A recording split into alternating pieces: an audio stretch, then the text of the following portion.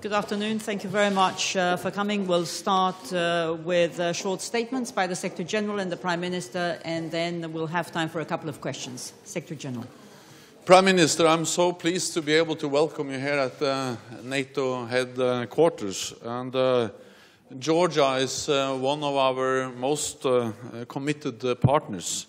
And Georgia plays an outstanding role in our operations. Especially in Afghanistan, you have really contributed very much, and we appreciate that very much because it has been of so great importance. The Wales Summit marked an important milestone in our relations. We agreed a substantial package of measures that will strengthen your country's defense capabilities and help Georgia move closer to membership. We also invited Georgia to join our initiative to enhance the interoperability between your defense, your armed forces, and NATO's forces. Today, we discussed how to translate these initiatives into actions. NATO will support defense capacity building in Georgia through embedded trainees. And we are pleased that Georgia will also host a NATO Georgia Training Center. The center will help Georgian forces maintain their ability to work with NATO, and it will prepare Georgia and other partners for future contributions to the NATO response force. So, Prime Minister, Georgia has really made impressive progress in recent years, and we commend you for that. And we will support you as you continue to take forward the democratic reforms in your country. That includes further strengthening the rule of law, including the independence of the judiciary. The Georgian people has made it clear that they want Euro-Atlantic integration to continue. And Georgia has moved closer to NATO in recent years. We stand by the decision we took at the NATO summit in Bucharest in 2008. Georgia will be a member of NATO, provided it fulfills the necessary criteria. And we will continue to assist you on this path. That is why we are expanding the cooperation between NATO and Georgia, and that is why I appreciate so much to meet with you today here at NATO headquarters. Prime Minister, please, you have the floor. Thank you. Thank you. It was a pleasure for me to discuss Georgia's NATO membership process, the way ahead up to the NATO Wales Summit, and the regional security issues with the Secretary General. NATO Wales Summit decision represents a step forward on Georgia's Euro-Atlantic integration track, and we are determined to continue on this path, and will actively use the membership tools to achieve our progress. We are committed to timely and effectively implement the substantial package, NATO Georgia package, that was adopted at the Wales Summit, in order to advance Georgia in preparation for NATO membership. As a reliable partner and a future member of the alliance, Georgia is willing to make its contribution to the Euro-Atlantic security. I expressed to the Secretary General Georgia's commitment to the ISAF operation and readiness to engage in the resolute support mission in Afghanistan.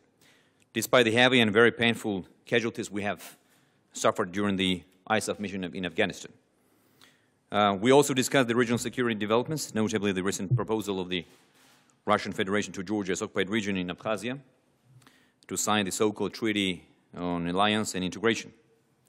In this regard, I would like to express our deep concerns and regret that despite our constructive approach to Russia, the Russian side didn't respond to our constructive policy in the same spirit, and they continue destructive policy towards Georgia's occupied regions, aiming at de facto annexation of Abkhazia region and possibly Tskhinvali region as well. I would like to highlight our strong appreciation for the unwavering and continuous support of the alliance to Georgia's sovereignty and territorial integrity within its internationally recognized borders, and we remain confident that the issue of Georgia's occupied territories will remain on the screen on the radar of the alliance. And finally, Secretary General, let me underline that Georgia's Euro-Atlantic aspiration is the choice of Georgian people. And on our part, we will spare no efforts to achieve this goal. And I want to thank you again for today's meeting. Thank you. We'll start with the Georgian public broadcaster. Georgian public broadcaster Ketevan Kardava. Mr. Secretary General, after the meeting with the Prime Minister of Georgia, do you have any concerns, questions and doubts about the commitment of Georgia to euro integration?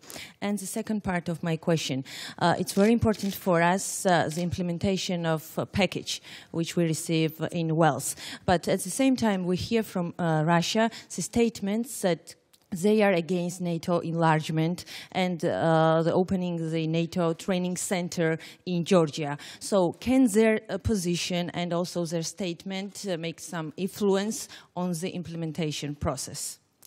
And the Prime Minister of Georgia, I have a question. Have you received the reassurance from NATO that Georgian partners will do everything to influence on Russia not to sign a new agreement with Abkhazia? Thank you very much. First of all, I would like to underline that the Prime Minister strongly underlined in the talks we had that Georgia is continuing on its path towards more Euro-Atlantic integration. And I very much welcome that commitment. It is a strong commitment, and it is an important commitment because it's also in line with the decision we took at the NATO summit in 2008. I was present there when I was Prime Minister, where we decided that Georgia will become a member of NATO. And therefore, of course, I also strongly welcome the strong commitment of continued Euro-Atlantic integration by the Prime Minister in our meeting before this press conference.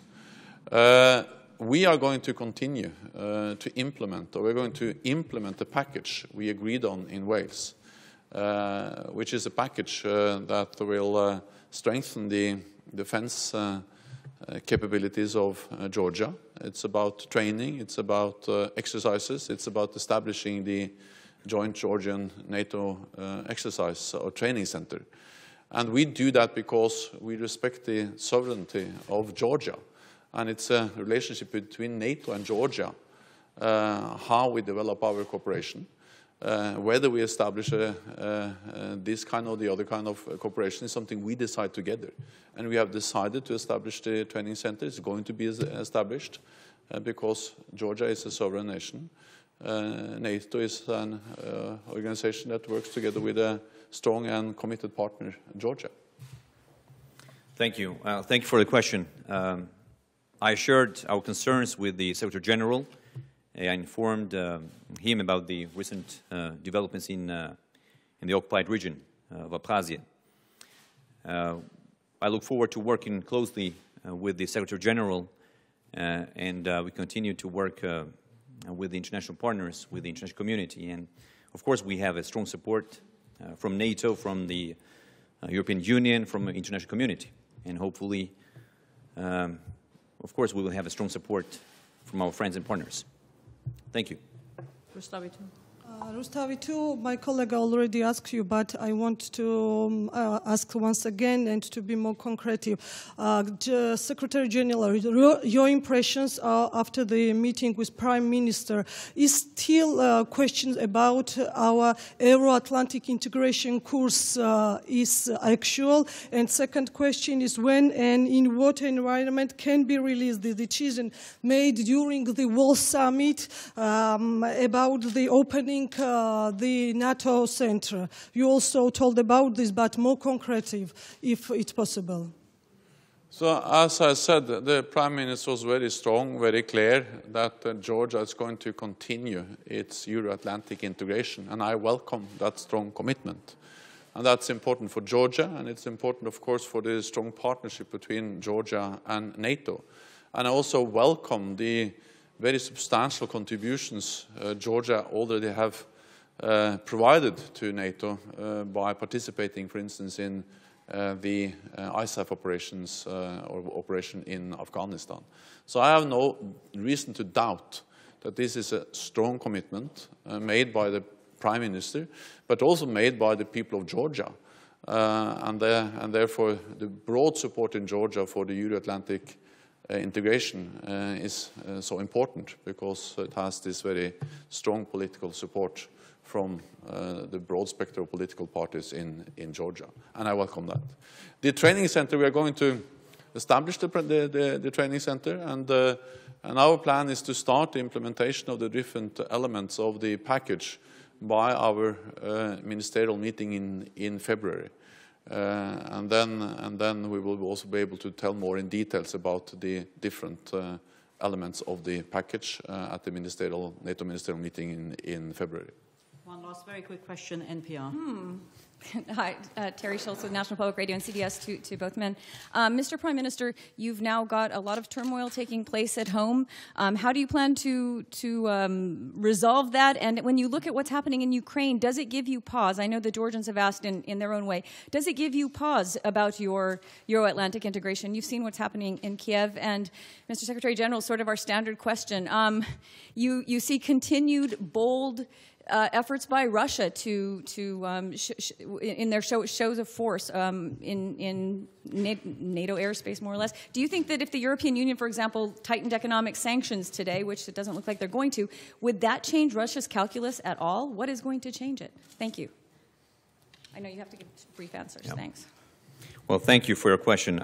Regarding the turmoil, there's no turmoil in my country. Of course, we're concerned about this.